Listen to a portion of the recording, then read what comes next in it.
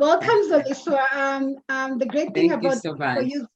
for you, Xoliswa, and why we are engaged is the fact that you are not thinking small, right? So when we were talking about real estate, most times when I speak to people about real estate, they're thinking about small, tiny plots, an acre. And I was like, I studied finance and real estate. I'm used to thinking master plan projects or at least well-organized projects.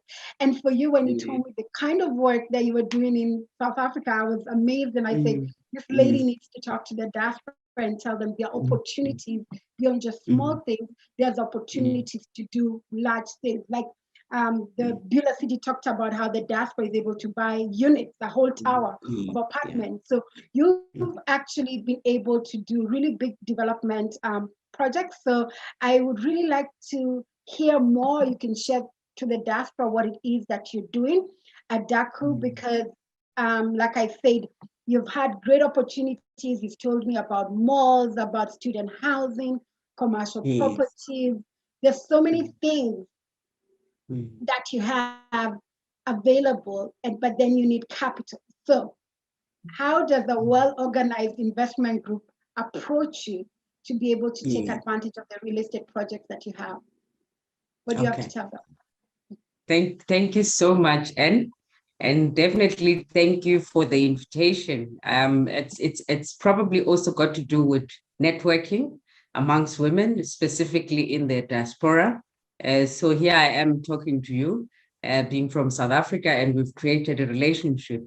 So as you know, that I started in this sector, it's probably now 20 years as just a mere lawyer. So I saw an opportunity after realizing that, you know what, you get tired of doing transactions for others, but then you note certain opportunities within sectors. And I think because of my traveling and exposure to international markets and the work that I was doing in the economic development space, then I got so much attracted to what we call urban regeneration.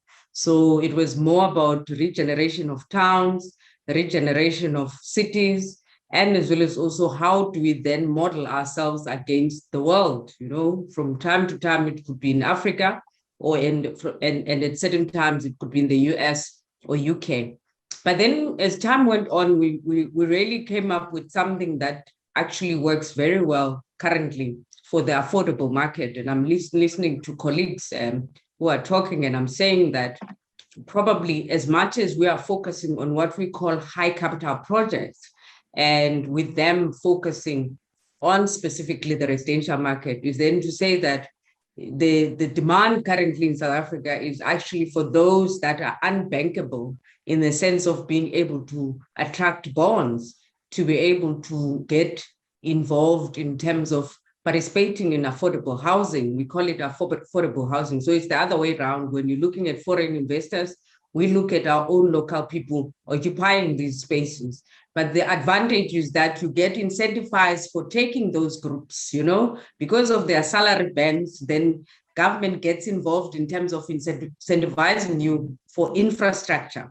So here's an opportunity. It's exciting. It's a profitable development, where already as an investor, you know that there is some security with regards to grant funding that our government has in place, and it's a policy and it's regulated, and you don't have to have any fears with regards to any high capital projects that you can get involved in that. So the only thing that we then need is then those bonding that are required, which could be any bank that can do it. And I liked one of the colleagues that spoke earlier on, where he said, we need an investment bank as Africa. We don't have these facilities.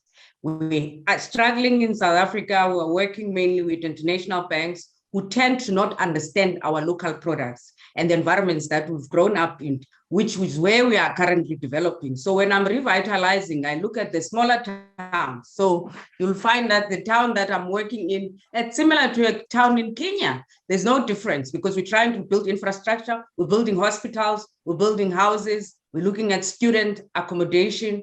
We're really into revitalizing those spaces so that people can have spaces to live, work, and play. But the good part, if you're looking at also some of the members that are talking, already when you're looking at your sale units of $20,000, that's the same market that you'll have in South Africa very exciting. So if you've got such an experience, you can come and build in South Africa the same kind of, but the good thing, you'll get these incentives as well with regards to the product. So that is needed. There's quite a huge demand. If you've looked at the news, we have what we call, what I've stolen as a business, as an American model with regards to Chicago, co-living and co-housing.